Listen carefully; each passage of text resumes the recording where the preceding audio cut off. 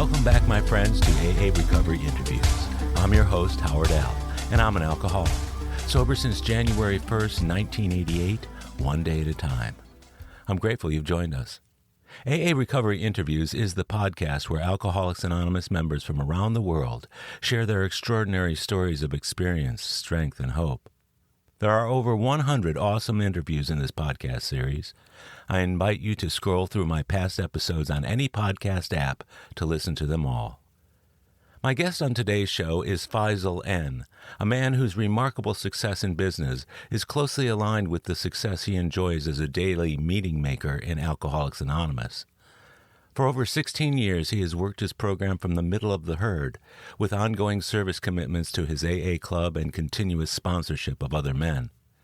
Though he functioned with the disease for many years and built an outstanding business, alcohol and cocaine abuse accompanied him on his road to personal ruin. Along the way, he added workaholism to the toxic mix, which made him oblivious to the needs of his family and friends. But it was the fear of not getting what he wanted and or losing what he had that drove his frantic desire to succeed. By the time Faisal hit the rooms of AA at the age of 37, he was finally ready to concede to his family and his innermost self that he was indeed an alcoholic in desperate need of help. Faisal's story begins with a Pakistani boy raised in a strong but loving family whose religious convictions forbade the use of alcohol. When his family moved to Beirut and a civil war broke out, Faisal was sent to an elite boarding school in England from ages 7 to 18. There he encountered, but learned how to overcome, the prejudice leveled at him by students whose aristocratic parents were as absent as his. By the time he was 18, he was ready to shed the image of second-class citizen imposed on him at the school. He came to the United States, where he attended college and really learned to drink. After college, he founded a company and set out to slay the business world. His familial role and duties as the oldest male created additional pressure to his ceaseless yet anxious drive to succeed. Unfortunately, alcohol and later drugs hitched along on that drive and started the slow but steady decline. Lost weekends and benders on top of 16-hour workdays eventually exacted a terrible toll on his life, and he found himself in jeopardy of losing his wife and kids. After seriously contemplating suicide, enough was enough for Faisal, and he crossed the threshold of the last house on the block, AA. He has been sober since. There's a lot more to Faisal's story that will enthrall you for the next 70 minutes. I invite you to settle into another excellent episode of AA Recovery Interviews with my friend and AA brother, Faisal N. My name is Faisal. I'm an alcoholic. Hi, Faisal, and welcome to the AA Recovery Interviews podcast.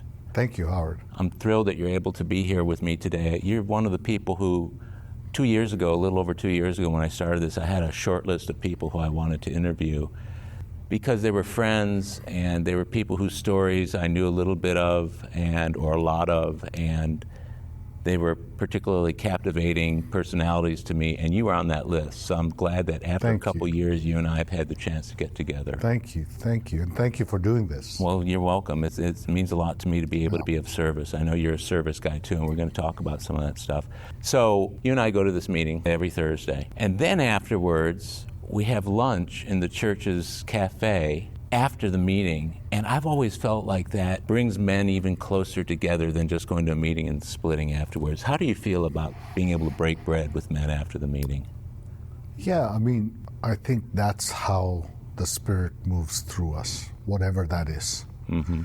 That bonding process, that kinship, that expression of love, not in a structured way, but unstructured way. And I know your background, and so, a Jewish guy and a Muslim guy go to a church. Sounds like the beginning of a joke. Yeah, a Jewish guy and a Muslim guy walk into a church, and it turns out they're both alcoholics. That's right. There's got to be a good punchline in there somewhere, Faisal. Got to be AA, man. Being an alcoholic, it's not talked about. It's a secretive thing within families. It's not spoken of, and if it is spoken of, it's spoken of in whispers. It's spoken of as a moral failing. In your background and in your family history, how is alcohol and alcoholism perceived? Wow. Well said. Episcopalians are Catholic light, what I call Muslims is that we're Jewish heavy. And so we are very much thou shalt not, and if you do this, then this is going to happen. And we get that from the Torah. And so not only that, but I come from a very middle class, by the book, conservative Muslim family in all the good ways.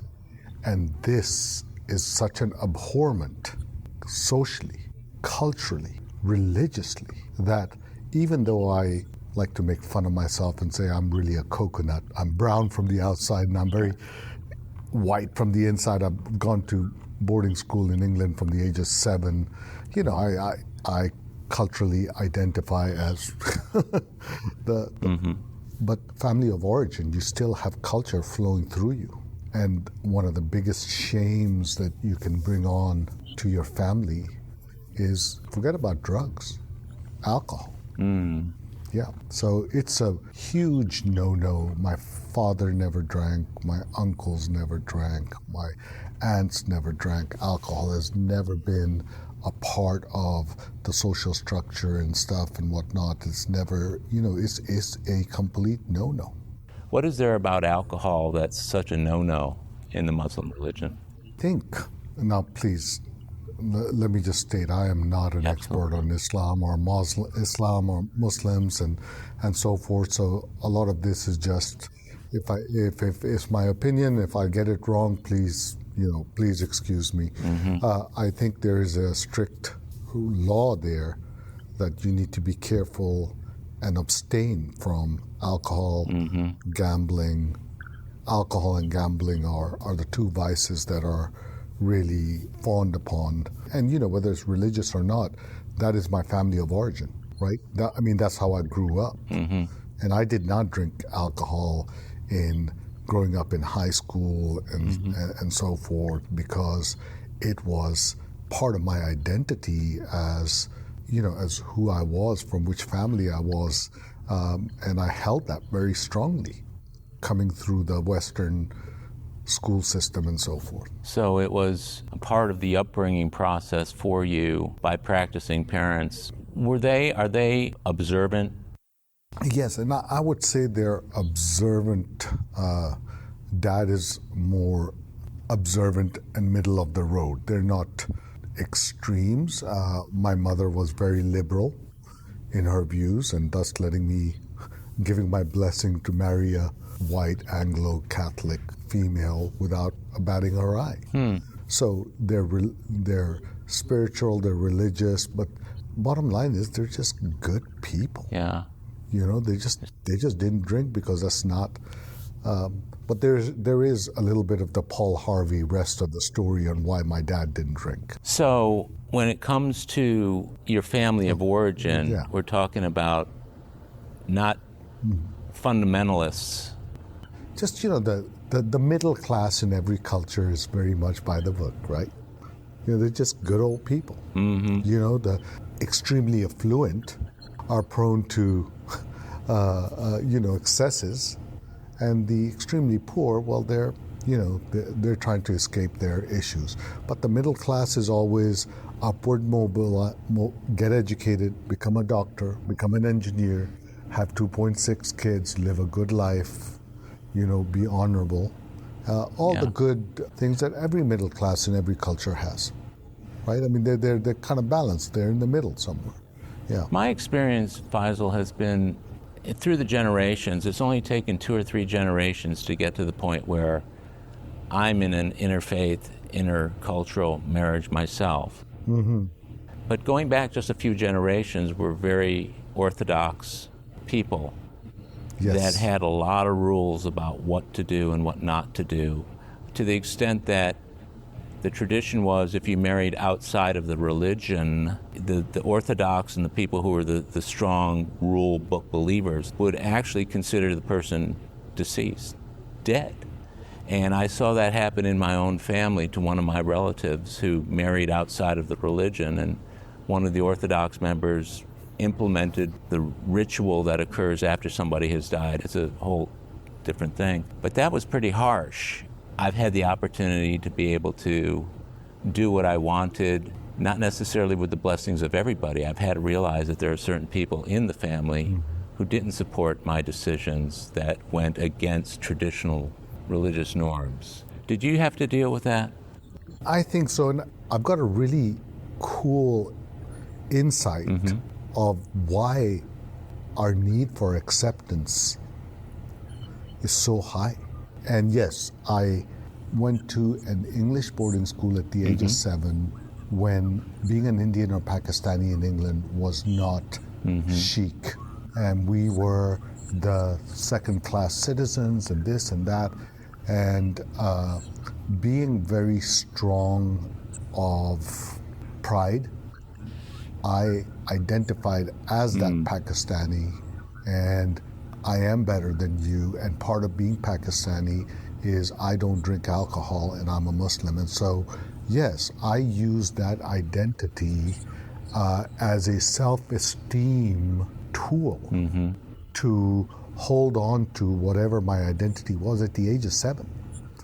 From 7 to 18, I went to a Church of England boarding school. So that was a huge part of me.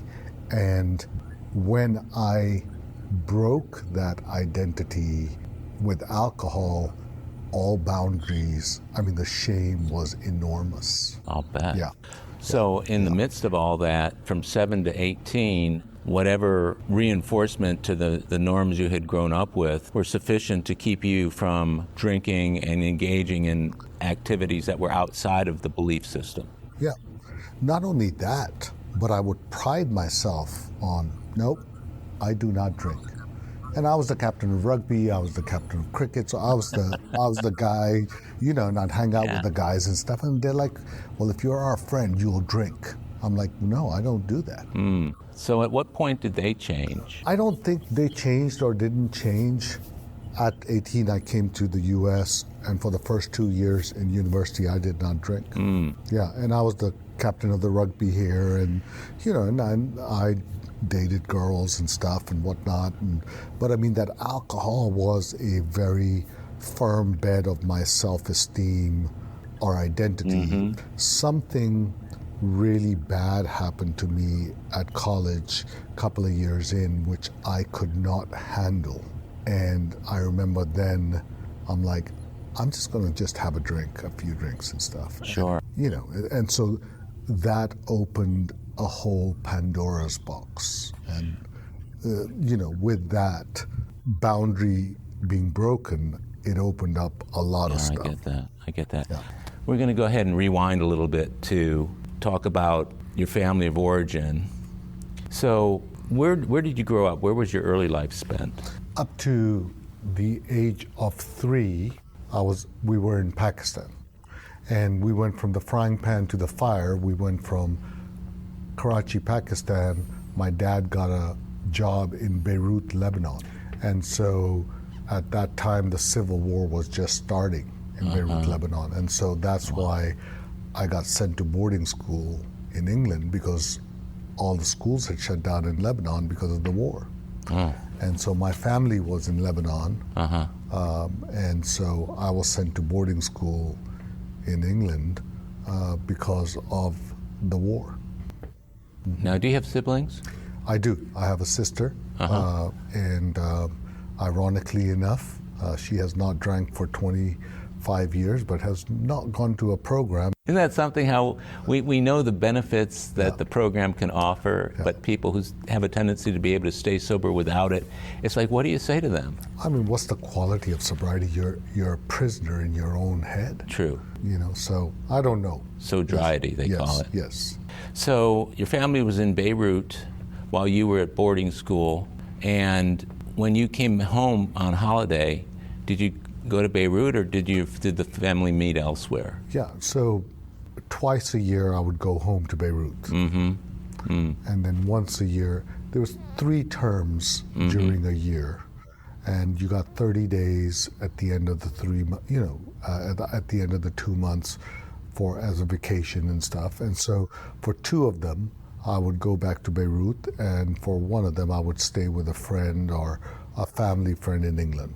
What was it like going back from boarding school back to Beirut? It's you have to change many hats, and you learn to change hats because you're going from a environment that is enclosed, that is Anglo. We wore tails and boater hats to school.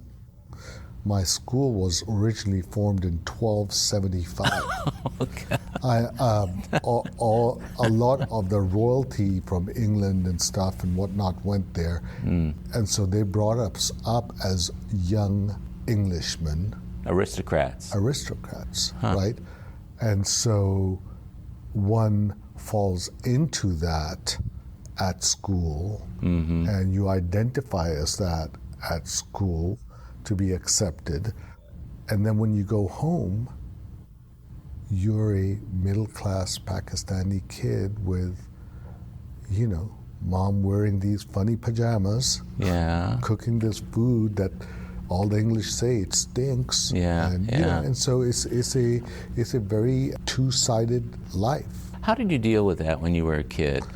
Fortunately, I fought back. And fortunately, I was very good at sports. And so I became the head of school. And if I got bullied, I fought back. But there was a lot of shame around being from Pakistan. And so there was a lot of chopping down of the self-esteem that normally a person would not have to do.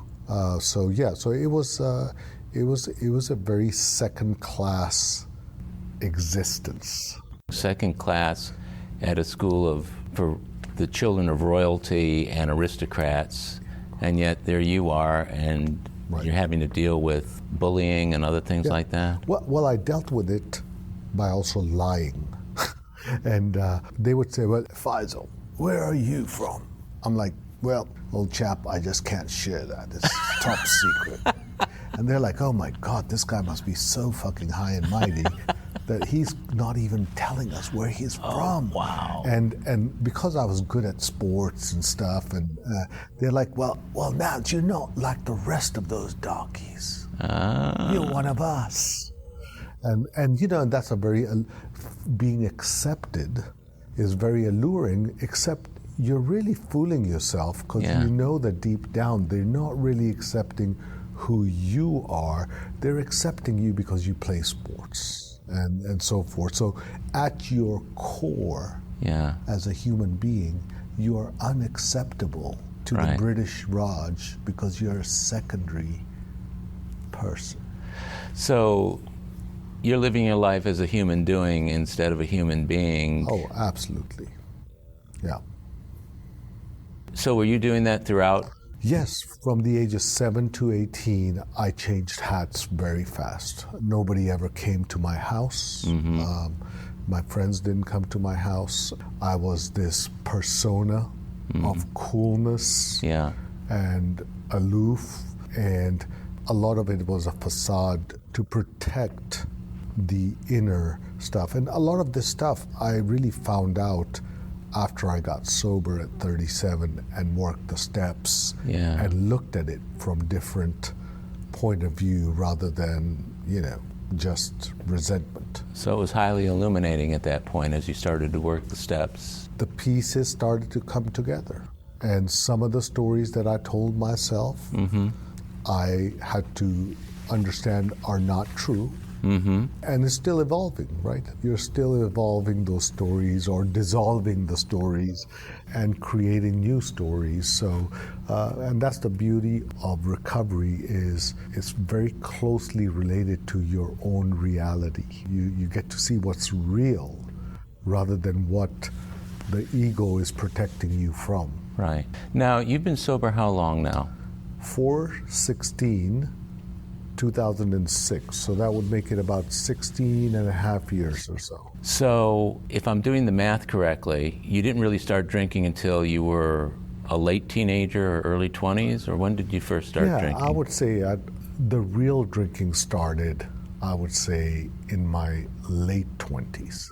So late 20s to age 37, Yeah. When you get to AA, we might be talking about 12, 15 years of drinking. Yeah, and I would say this jokingly, had a slight issue with ecstasy, MDMA too, at the age of 22. Yeah, I get that. You talk about the sense of acceptance. Wow. Yeah, especially ecstasy. Yeah. I did some of that myself, and it was just like, you love everybody and everybody loves you. But it's so artificial. But funnily enough, I saw a picture of myself when I was very little with the same ass grin that I have in AA meetings from year to year.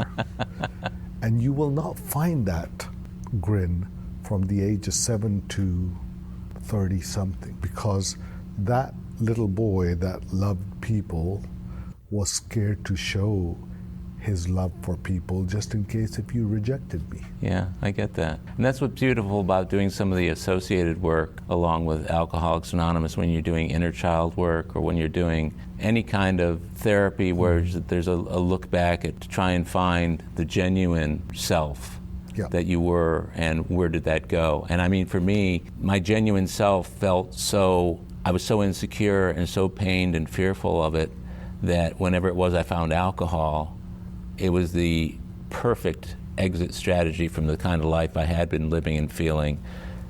When you first started drinking, what were the circumstances and what were you looking for in that initial period of time?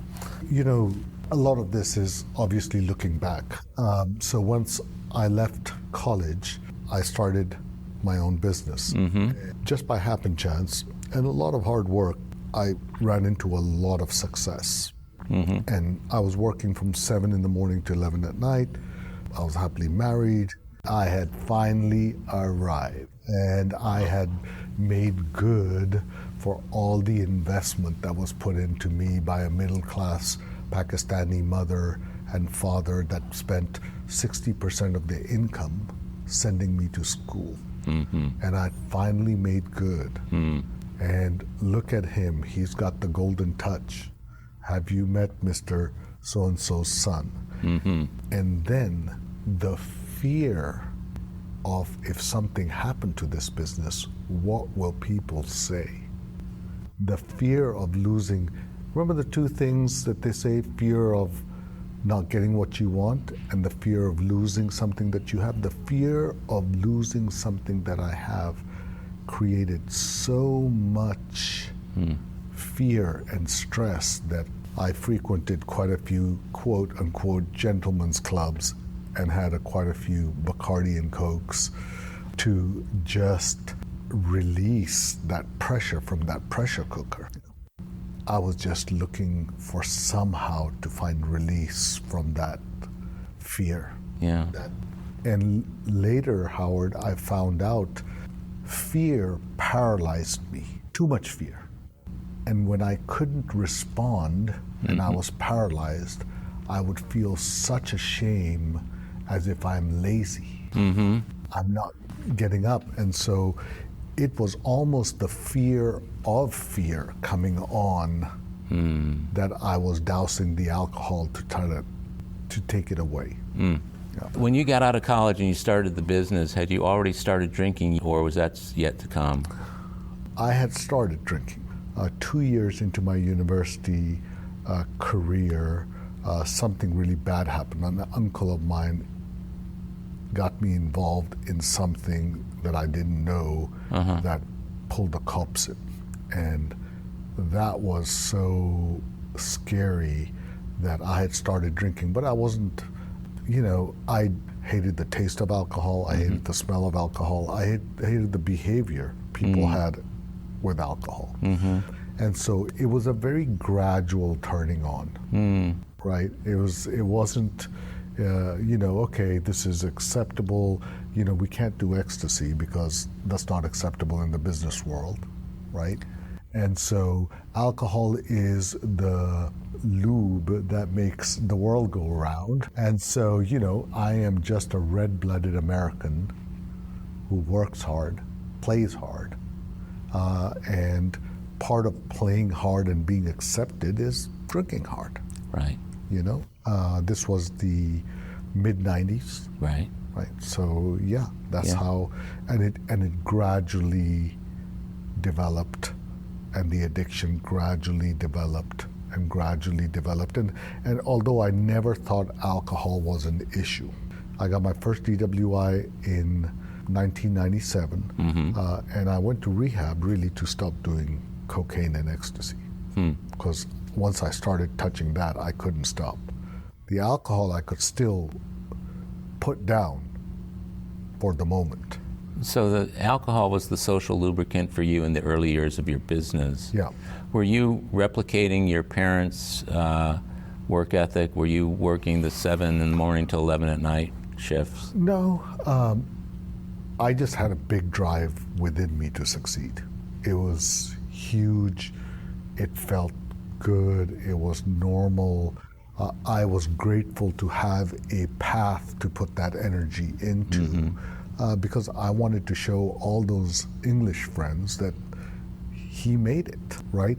Although nobody ever thought I would not make it, and only one, even the house that I picked and the cars that I drove, I'd be like, they'll look at this and they'll go, he made it.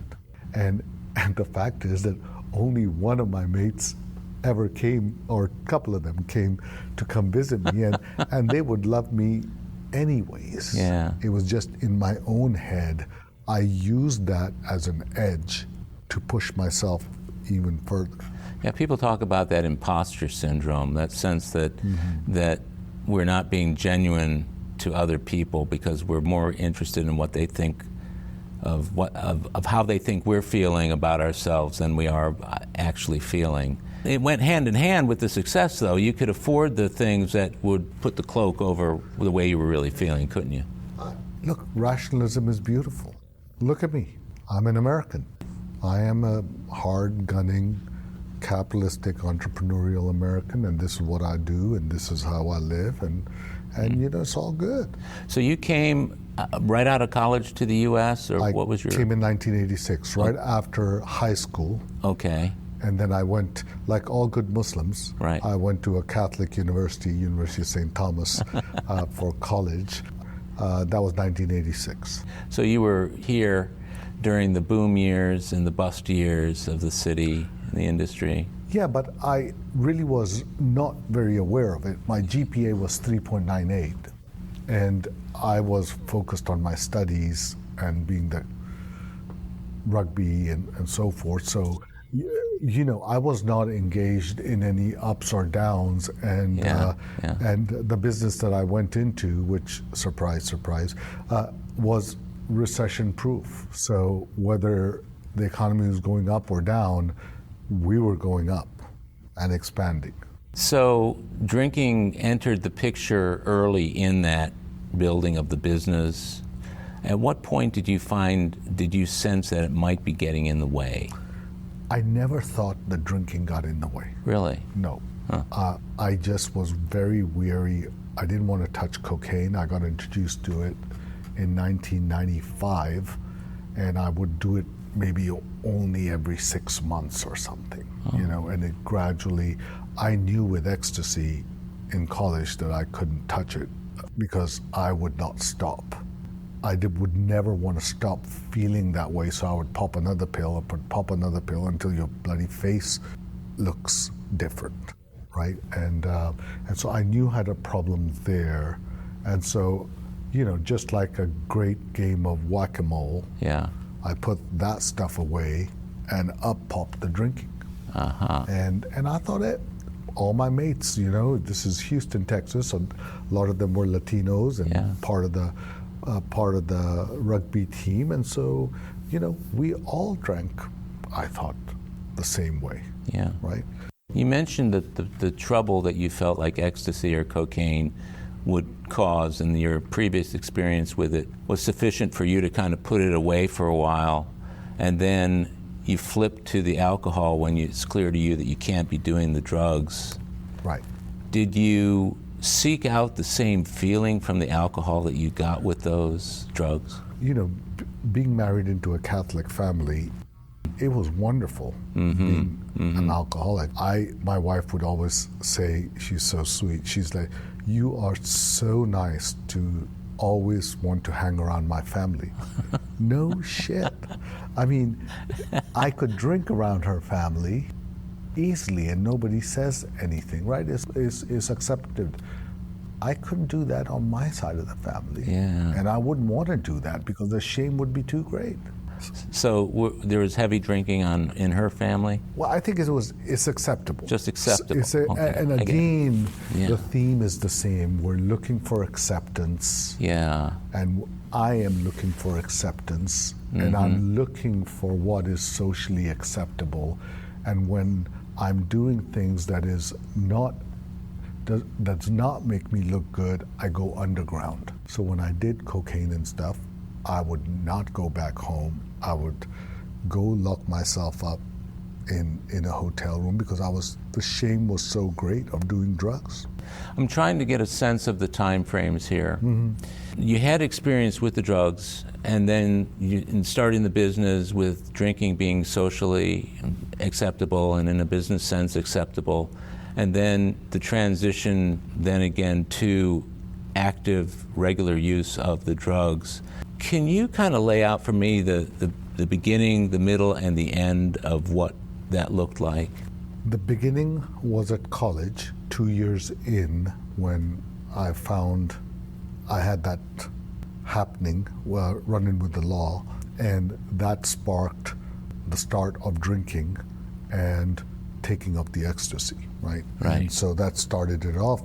It was a weekly habit, on the weekend type of stuff. It wasn't problematic at that point? It was getting problematic because now I could see withdrawn pass, not finishing off school properly, 3.98 GPA going down to 3. Having to do withdrawn pass. So you can see the patterns now of where it had the effect. And then there was I'm not going to do this shit. I've graduated. I need to put all my energy into my business. And so there was 3 or 4 years of just absolute, workaholism, right? Almost 7 or 8. And then it was, I'm going to start drinking at home. I remember this very clearly. 1992 or 3, I brought a bottle of wine and I brought it home. And I said to my wife, let's have a glass of wine together.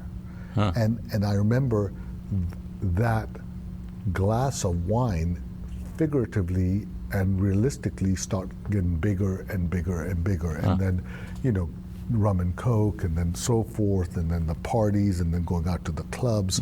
So it spiked from 93 up to 97 in a manner that 97 I got a DWI. Right? And I was driving around town. I mean, I remember thinking, I bought my first house in the Heights in 91. And the reason that I bought it there and stayed there was because I knew that a taxi ride to downtown to the club was $12. And so I didn't have to, can you imagine? Yeah, well, that makes perfect sense to an alcoholic. I'm like, I can go party. And I didn't have to drive. It'd be $12 back home. Yeah. It's just, and it's 5 minutes, 6 minutes. The surest way to avoid a DWI is to just not drive. So that period of time from 93 until 97, 4 hard years. 4 hard years. I got a DWI. I promise you, even to today, Howard, it was because my wife was a blonde, I was driving a Mercedes, and the policeman was a white guy. That's why he gave me the ticket. Right. That's the storyline. It's beside the point that I am over the limit and I'm drunk. So I was sent to AA and I hated it. It was people that I could not connect with.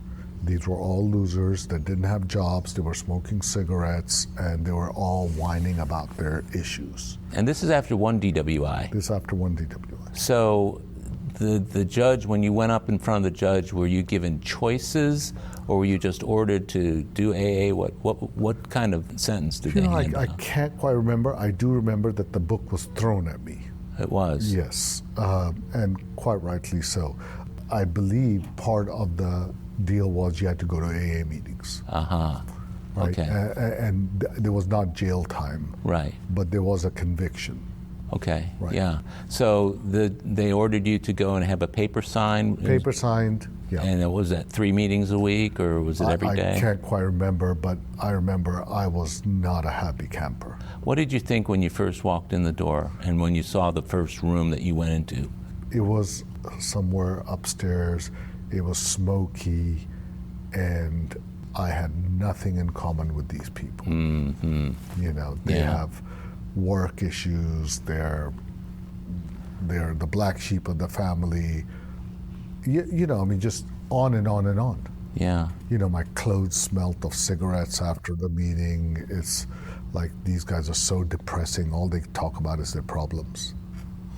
So as you went back because of being court-ordered, how long was the period that you were court-ordered? I think about 3 or 4 months. So you're a guy who, from your earlier life, knew how to fit in where you needed to for whatever goal you were trying to achieve. And in this case, you got to keep the paper signed, you got to keep the court happy. What were those 3 or 4 months in AA like for you? Well, it was really miserable. I'm like, how can you go to a meeting a week? Huh. An hour a week? Don't you have anything better to do? I mean, it was just ghastly. Did anybody reach out to you? Were there people watching you and saying, hey man? Yeah, I must have been just too standoffish where don't even come near me, right? I remember being put in jail and I was wearing a canali jacket and a guy come up to me and said, hey man, what's a cat like you doing in a place like this? I said, screw off, I'm from Colombia. And they all left me. And so, you know, that was my similar thing. I didn't want anything to do with people from AA.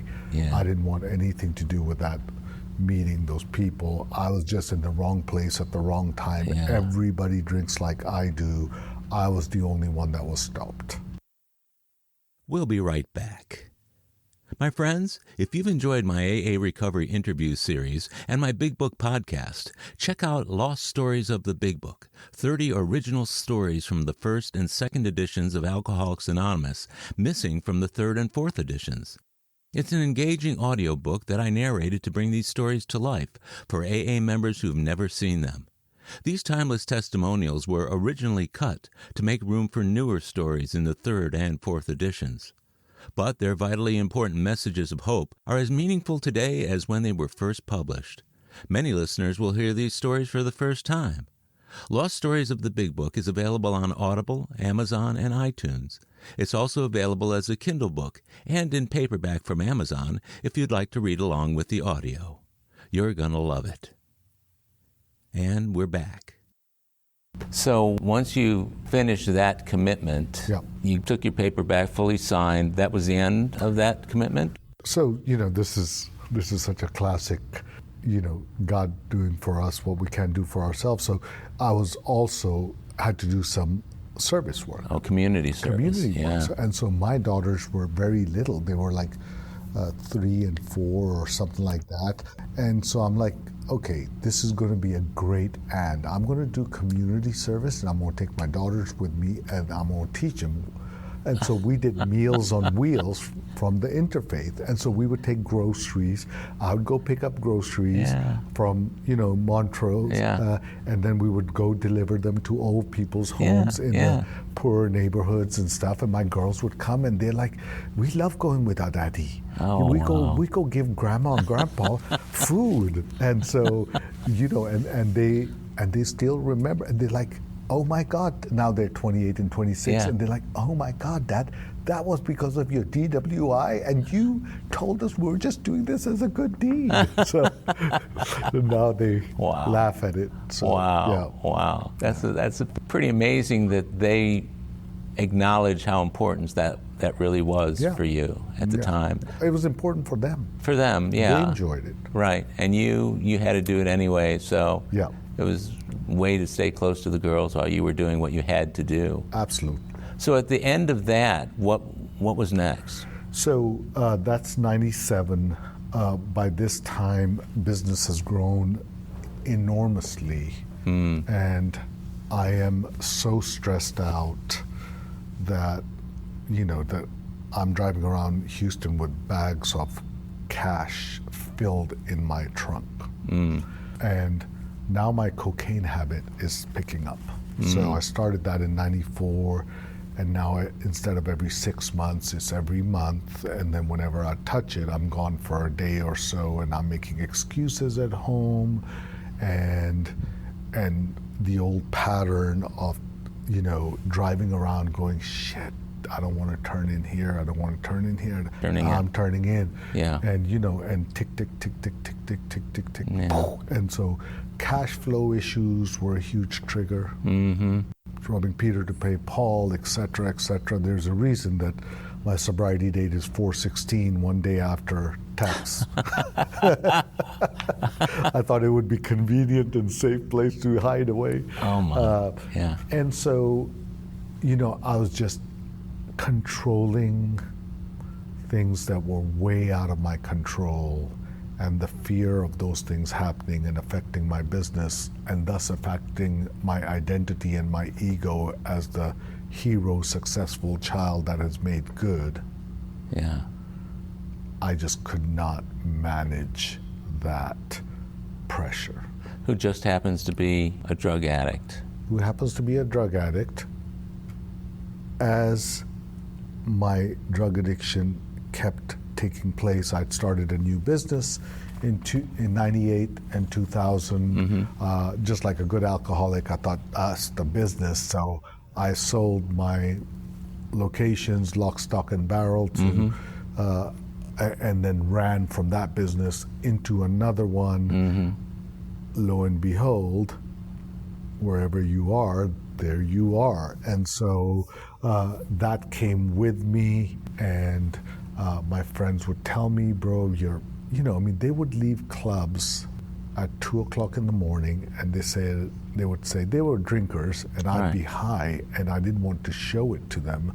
And they would grab me and they say, you are leaving this club with us. We're not going to leave you behind. Yeah. I'm like, just let me be. And so we'd be leaving the club, and what I would do is I would make a circle, leave the club, drive around, and come back in.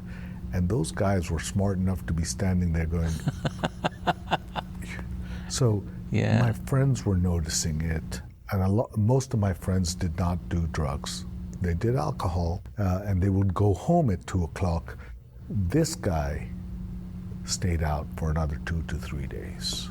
Wow. And that was becoming troublesome, being a father, being a husband. Yeah. The joke was Faisal is so Mexican that he doesn't just celebrate Cinco de Mayo, he celebrates Cinco de Seis, Seis de Mayo, Siete de Mayo, Ocho de Mayo, and he's gone for 3 days. 3 days. Yeah. That must have been wreaking havoc at home. It was wreaking havoc everywhere, the shame and the guilt. Yeah. And I tried so many different ways to not do this. I would pray to God driving, please don't let me do this, don't let me do this. The final straw came about in 2006, where I kissed my 2 little daughters. They were 9/11, and it was Good Friday next day. And Good Friday is a big event in our home. I take the girls to visit my wife's mom, and I said, I'll be right back. And I went to go have 3-4 drinks with a mate of mine. We talked about how great my life is, how wonderful my kids are. Yeah. And I had 3 or 4 double cranberry and vodkas with a splash of lime.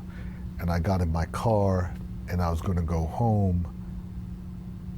And, as usual, for 2-3 minutes, something takes over the wheel, and I'm at the club scoring drugs, and I'm disappeared for 3 days. I come to after 3 days, and I've missed 25 calls. Everybody's looking for me, and the message is, I just need to know you're alive. And I get in my car after those 3 days of drugging, and I'm so desolate. I can hear the 4 horsemen, and I just decide to crash my car. I don't know if that was crashing my car was a way to get out of the pickle that I'm in, or if it was really an attempt to suicide. I still can't tell you. So well, it would serve both purposes if it was accomplished, yes, right? Yes. And so my wife said, "Hey, we love you, but we're not going to wait around and watch you kill yourself. I've taken the girls and I've left." And the sadness of hurting my kids and my wife so much was so great that it broke my heart.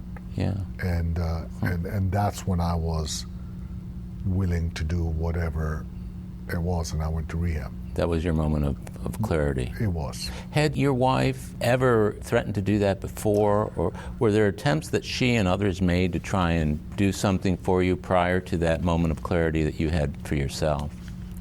My wife held the rest of the world at bay for me, meaning my dad would say, "Are you okay?"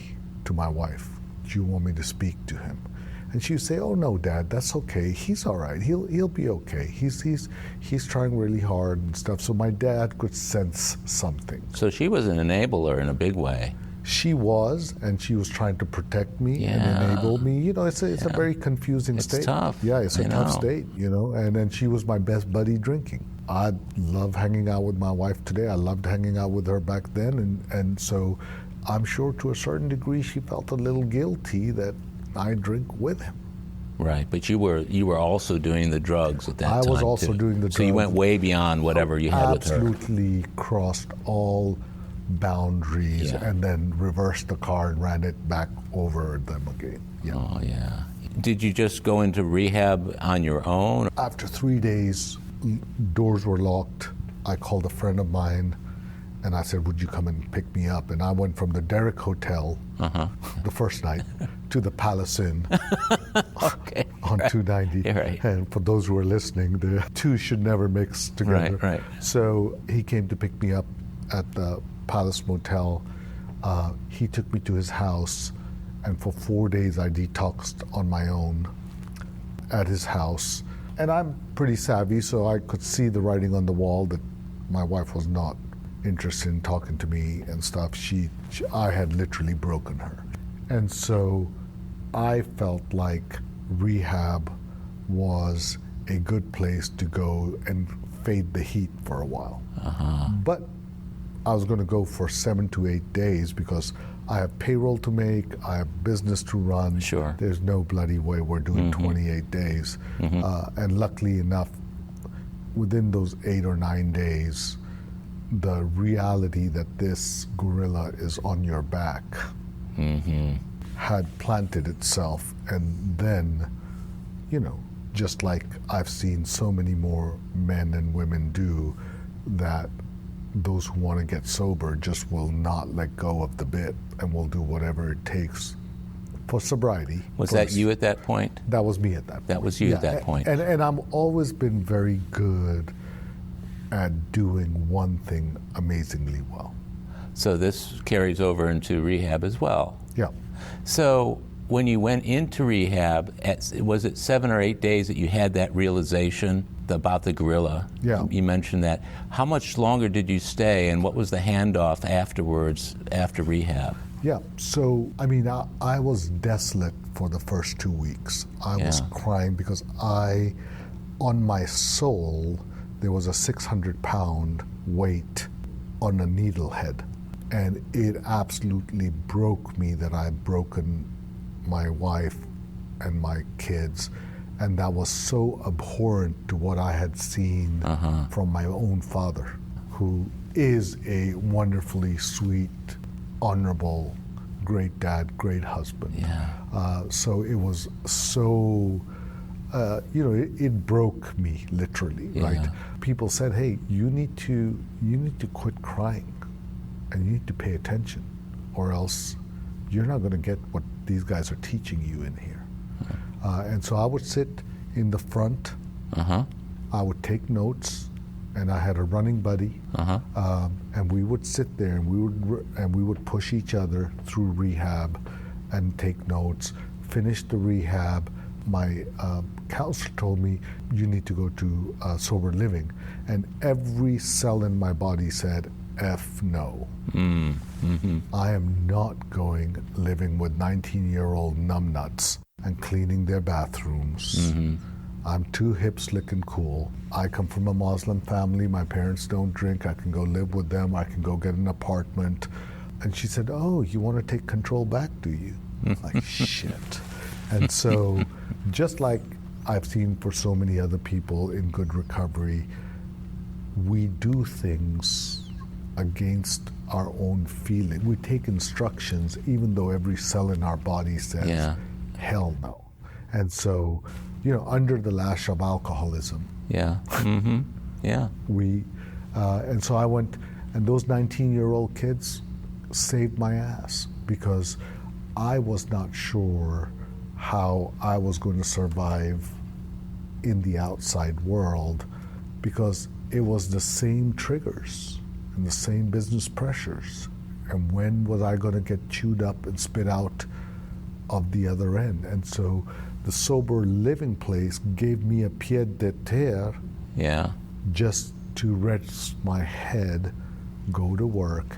And when they told me go to one meeting a day, like a lot of us, I'm like, screw that.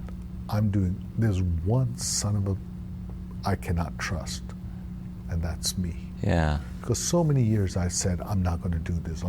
I swear on my kid's life, I'm not going to do this. On my parent, and I'd done it. So quite rightly, I was very suspicious of myself. And so when they said go to one meeting, no, I went to 3. I would go to 6:30 a.m. I'd go to a noon meeting like this one. I've been coming to this one since my rehab. And I would go to a 6:30 p.m. meeting and then go to my 3/4 house and go to sleep there and repeat for 60 days. So how long a time were you in halfway to 3/4? 60 days. During that time is when you started to get involved with AA and going to meetings? Absolutely. Right. And then all those losers, right, and all those whiners became gurus and prophets. Isn't that amazing? And everything that they said went from my head into my soul, into my heart. And luckily, I have a very good sense of self-survival. Sure. And so I went to really good meetings where there was really good recovery. And, if you go into a 6:30 a.m. meeting, Howard, you're committed. You're committed. Yeah. And that says a lot. So, thank God you had that kind of drive from other parts of your life to lead you through AA. But you had previous experience with AA that wasn't very favorable. How did that get in the way, or was it swept out of the way pretty quickly once you got in? It was swept out. When it's a matter of self-survival and survival of the identity. So I remember thinking this in rehab, I don't mind dying. I don't mind dying. Yeah. But I don't want to die in a cheap motel with drug paraphernalia and leave that as a heritage or legacy for my daughters. Oh yeah, that would be rough. I said, I don't want to die like that. And so that was so strong inside of me. I am somewhat obsessive compulsive. And so what happened was that pain of hurting your own kids and your wife, it flipped that obsessive compulsiveness from drug addiction to recovery. Then it was all about recovery. I get that.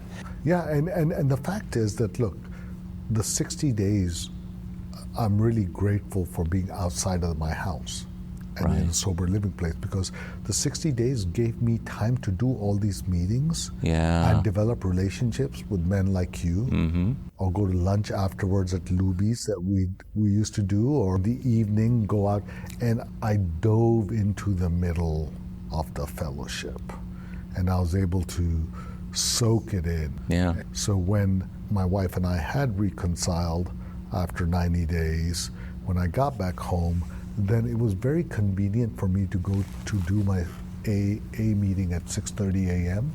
and get that done go to work, and maybe a couple of times a week go hit a noon meeting, get back to work, and then be back home before 5:30 or 6 o'clock in the evening. I used to do that too when I was in early recovery. Because I was in sales and marketing and I was in charge of my own calendar, I would go to noon meetings, which were transparent to the home life. And I'd do a couple evening meetings a week, but they didn't interfere. They did interfere to a certain extent with my business, because I was spending more time at the AA club than I was at work.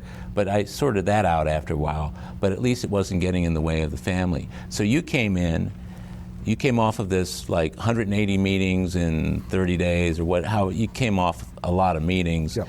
You were on the right track at that point to staying involved. So from that point, did you never look back? Not till today, thank you, God. Yeah. I mean, I did that 6:30 meeting this morning. And I would say that the first few years of my recovery, I abdicated a lot of my duties at work. And abdicated may be a nice way of saying all I did was freaking recovery. Yeah, right? I get that. But that's what I needed to create a foundation so that the universe can use me today to be of service. And I still have that business. And there's more of a balance of I need to take care of this, I need to take care of myself, I need to take care of my family, my kids. It seems to me that it is in better balance today. But initially, it was, just like an obsessive compulsive guy, it was all into AA. When did that start to settle down for you? Was there a turning point from that to something else? And what did that look like? So I got sober in 2006. The recession hit in 2008. Right. And my biggest customer went under, or was going under, was not able to pay over $700,000 in their bills. The bank laws changed, and my bank pulled my line of credit and said, we need the $900,000 back. And that was another bottoming, and this was the bottoming of the ego vis-a-vis success, successful business, money. So by that time, you already had a couple years of success in AA. Yeah. You were staying sober, your marriage was back together, everything was looking good. Success there only to face the failure of the business. Oh, and it was, feeling the bottoming of your identity. Wow. It's a lot of us I've seen have faced that with financial issues. Yeah, and most of us who have, and I have too, at different junctures. This is one of the reasons why I wanted to do the podcast to begin with, was because everybody can identify with what it was like and with what happened part of most people's stories. Okay, everybody's got that. But the question is, will I be able to stay sober through, name whatever you want to name, good or bad? And so was that the first time that you really encountered a challenge to your sobriety? I wasn't going to use or drink, right? But how to deal with the emasculation. And what I mean by that is, I am the oldest boy, I'm the oldest active cousin out of 48 in an Asian family who is oldest boy is meant to be in charge. And I had invested in me from the age of 7 educational and resources that only princes and kings have from a middle class family. And I am very cognizant of what my family has done for me. And so fast forward, this success, this business is really to show Mom, I did good. And so I was looking after not only my mom and dad, or this business, looking after Mom and Dad. I had 4 other cousins who had moved here from Pakistan and their mom. So that was another 5. I had my sister, right? So that's 6, 7, 8. And then I had my 2 girls, 9, 10, and my wife 11, and me 12. So, my identity was all around, I look after my family, I do this. And so when that business was going, I'm like, how are they going to survive? Who's going to feed them? That's a primal fear, isn't it? Oh, absolutely. And what are people going to think and say? Yeah. And how low have I come? And it's funny, now I look back and go, bro, the whole economy was broken in 2008, 2009. You're not that unique, but right. My ego would not let me off the hook. And so it was feeling this bottoming, this cutting away of the ego, this emasculation, stone cold sober. And that was a very, very, very dark. So in the midst of this financial and business crisis and all the other things that were going on, you were still making regular meetings. I kin recovery like a life jacket. Right. You have a life jacket on, you're in the sea. When the seas are calm, guess what? Beautiful, just lay back and relax. You can relax, you're going with the flow, it's a beautiful day. When the hurricane's coming and the seas are up and down, you know it's going to be choppy, but you know you're not going to drown. Yeah, you've got that life jacket. You got the life jacket. And so the one consistent thing over the 16 and a half years, my life jacket, has been my meeting count has never gone down. I do virtually at least a meeting a day. And the reason is because 6:30 a.m. is a great way to wake up. I meditate during my meeting, and it's a good way for me to start my day. Would you say that period of when you faced all this and got through it, was there a spiritual component to that? Was there a spiritual awakening part of that? Or was it more about the realization that AA was saving you? The main learning is, hey bro, you don't feed your parents. You don't feed your kids. You can't even breathe on your own. Something in this universe feeds you. Yeah. And it was the culling of the ego. The identity needed to be rounded off from the hero child. Yeah. I never want that leveling off again. Yeah, I don't right? blame you. But it must have been needed, Howard, somewhere. Well, what's interesting about it is that we get through those times and we look back and we see how God was working in our life and how it got us through that situation. And yet the next situation we go into, we're still in doubt of whether or not it's going to, and his track record's 100%. Yeah. But yet I go into the next thing thinking, maybe not this time, but it always seems to work out. Well, I mean, it goes back to our nature as human beings. I mean, we need to be careful of the tiger coming and eating us. That's in our DNA. Is it safe to say you embraced the program and drew yourself closer to the center to get through it? Absolutely. What I would do is I would do bookends. I would do a 6:30 a.m. meeting, and then I would do a 6:30 p.m. meeting before going home. Yeah. And so I would be able to process a lot of the stuff because I didn't want to take it all home. And the one thing I would also share is I played racquetball. Yeah. And that was critical. That was the physical exercise. I call it exorcism. The combination of recovery and exercise was, that's where the diamond was made, right? And a big part of that is I went to a hospital, recovery center, and when I was in the recovery center, I attended a men's meeting, process meeting. So when I was in there, I was in that circle. When I left the recovery center, I would come back for that meeting, and 6 or 7 months of being outside of it, I started leading that meeting, and 16 and a half years go by, and I do that meeting every Monday. I get to go back and share with the guys who are completely down and out of, I've been where you're at, and here are some of the things that I did. And so that has been my cornerstone. That is at Monday at noon, and as you know, for business guys, Mondays, whether you're busy or not, your mind is busy. Right, absolutely. Look busy. But I've completely carved that moment out. And so no matter where I travel, internationally and stuff, nowadays Zoom is available. Yeah, sure. But sure. back in the day, you go find the meeting where you need to find it and go to meetings everywhere. I'm so glad to hear you talking in such concrete terms about the importance of meetings and about the bookends and about carving the time to make sure that you can be where you need to be, having that weekly commitment that you fulfilled for 16 years.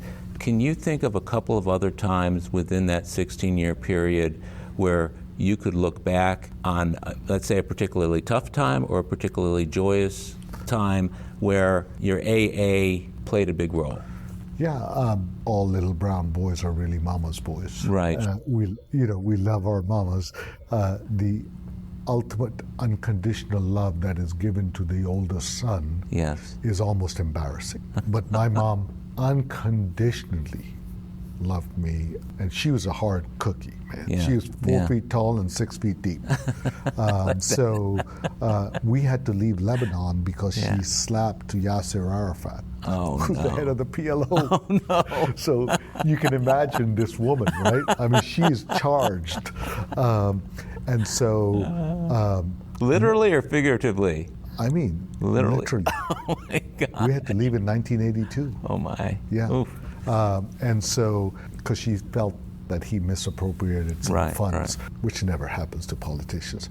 And so, Mom had been really ill for for 15, 16 years. And part of my fuel for addiction and alcoholism was I could not reconcile how a good son could not fix his mother's illness. And whenever I would go to see her and see her in pain and leave, I would feel so powerless and so devastated for her pain that I could not reconcile it. So I would drink a lot and stuff, but okay, so fast forward 2020 and Mom passed away in 2020, and as we are putting her in the ground, and we have the same tradition as the Jews, within 24 hours you got to wrap that up in a white cloth and put her in. I'm standing next to a younger cousin, and they're putting her in the ground, and I look at him and I'm going, you know what, man? There's two things I'm not feeling. And he goes, what are you talking about? I go, there's two things I'm not feeling. I'm not feeling any shame because I know that now she knows that I've done my best. Yeah. And that I'm not high or drunk, and that I am a good husband, a father, and a son. And I don't have any regrets because I did the best I could for my mom. And now surely she knows because she sees my heart. She's not here, but she sees all. And that was a terribly difficult time, but it was also a beautiful time. It felt like I had lived my values and done okay by my mama. What a beautiful realization. Yeah. And that's the beauty of AA is it gives this, well, we don't know what happens after death, but I choose to believe it is good. Yeah, whatever get that. It is. I get that. And yeah. Which brings us to what I wanted to ask you about, and that was your sponsorship and some of the service work. I hear what you do on Mondays and everything.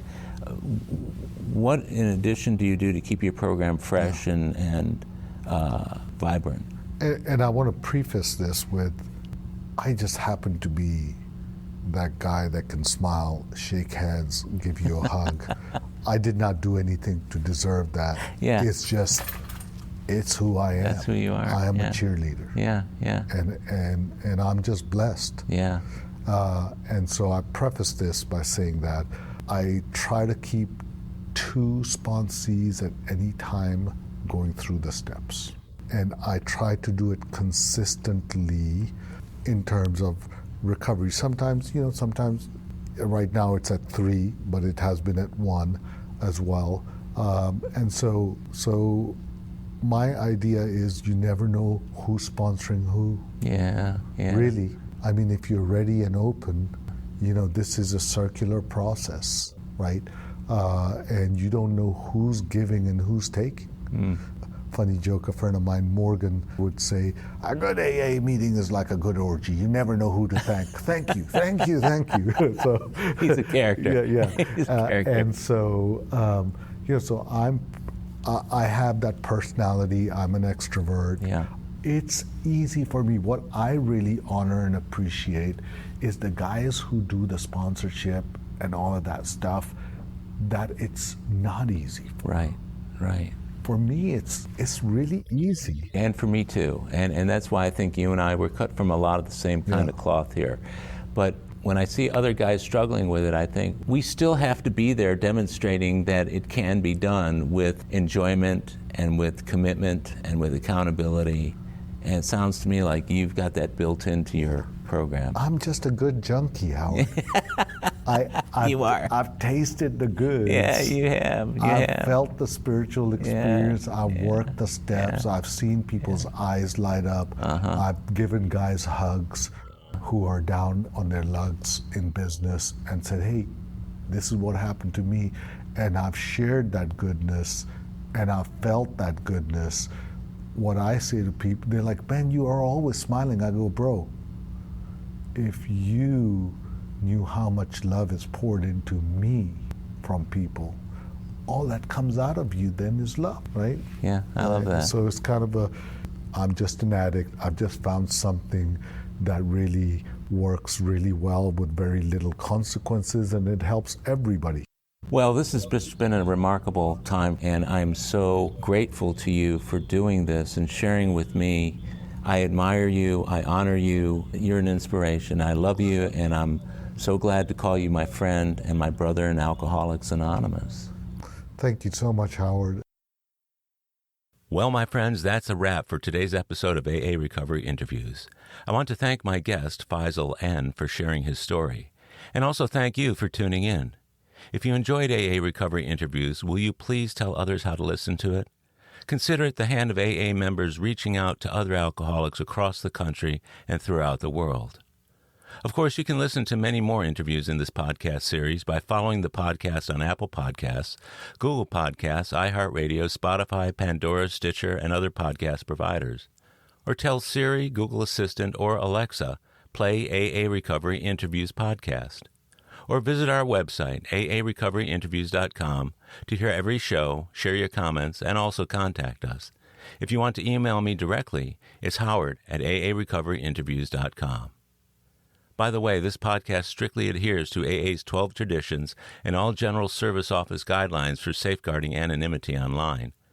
I pay all production costs, and no one receives financial gain from the show.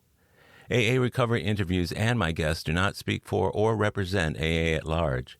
This podcast is simply my way of giving back to AA that which has been so freely given to me.